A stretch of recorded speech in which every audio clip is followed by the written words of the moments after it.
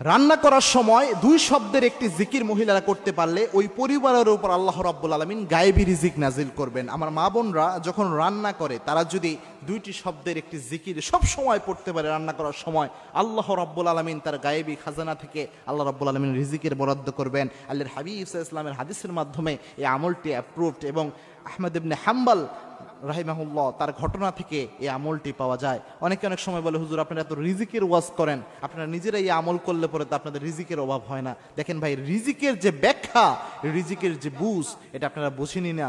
রিজিকের সর্বনিম্ন স্তরকে বলা হয় টাকা পয়সাকে রিজিকের সর্বনিম্ন স্তর বলা হয়।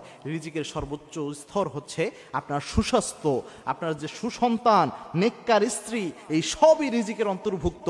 আপনি সুস্থ রয়েছেন যে, এটাও একটা রিজিক। সুতরাং শুধু টাকা পয়সাকে রিজিকের স্তর মনে করেন না, বরং money is the lowest stage of risk. রিস্কের সর্বনিম্ন স্টেজ হচ্ছে এই টাকা পয়সা।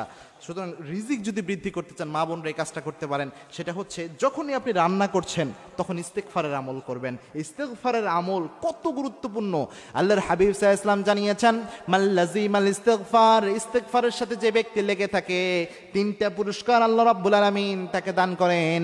তার মধ্যে একটা পুরস্কার হচ্ছে ওয়ারযুকুহু হাইসু লা ইয়াহতাসিব, এমন জায়গা থেকে আল্লাহ রিজিক দেয় যা সে কল্পনাও করে নাই। কিন্তু রান্না করার সময় কেন ইস্তেগফার করতে হবে, এটা আমাদের চিন্তা আসতে পারে। আহমদ ইবনে হাম্বল রাহিমাহুল্লাহ যুগ শ্রেষ্ঠ একজন মুহাদ্দিস ছিলেন। তিনি একদা হাদিস তালাশের জন্য তিনি ঘর থেকে বের হয়েছিলেন, তিনি খোঁজা শুরু করছিলেন হাদিস। তো এক জায়গায় তিনি রাতের বেলায় তিনি চিন্তা করলেন, এই জায়গায় রাতের বেলায় এশার নামাজের পরে মসজিদেই তিনি থাকার চিন্তা করলেন। কিন্তু মসজিদের যিনি খাদেম ছিলেন তিনি ইমাম আহমদ ইবনে হাম্বলকে চিনতে পারেন নাই, যিনি জগৎ বিখ্যাত মুহাদ্দিস। তিনি বললেন, না, মসজিদে রাতের বেলায় থাকা যাবে না, আপনি অন্য কোথাও যে অবস্থান করেন। ইমাম আহমদ ইবনে হাম্বল তিনি চিন্তা করলেন গভীর রাত কোথায় যে অবস্থান নেওয়া যায়। তিনি লক্ষ্য করলেন একজন যুবক রুটি বিক্রেতা, তিনি রুটি বিক্রি করছেন। ইমাম আহমদ ইবনে হাম্বল চিন্তা করলেন, যাই ওই যুবকের কাছে যেই তার চুলার পাশে বসে রাতটা কাটাইয়া দেই। যুবককে বললেন, যুবক ভাই, রাতটা কি আমি তোমার চুলার পাশে বসে কাটাতে পারি কিনা? ইমাম আহমদ ইবনে হাম্বলকে ওই যুবক বললেন, হ্যাঁ মুসাফির, অবশ্যই আপনি পারেন, আপনি এখানে চুলার পাশে বসে রাত কাটিয়ে দেয়।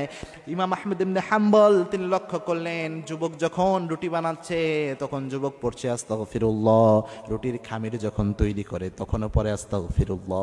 সবসময় ওই যুবক শুধু আস্তাগফিরুল্লাহ পড়ে।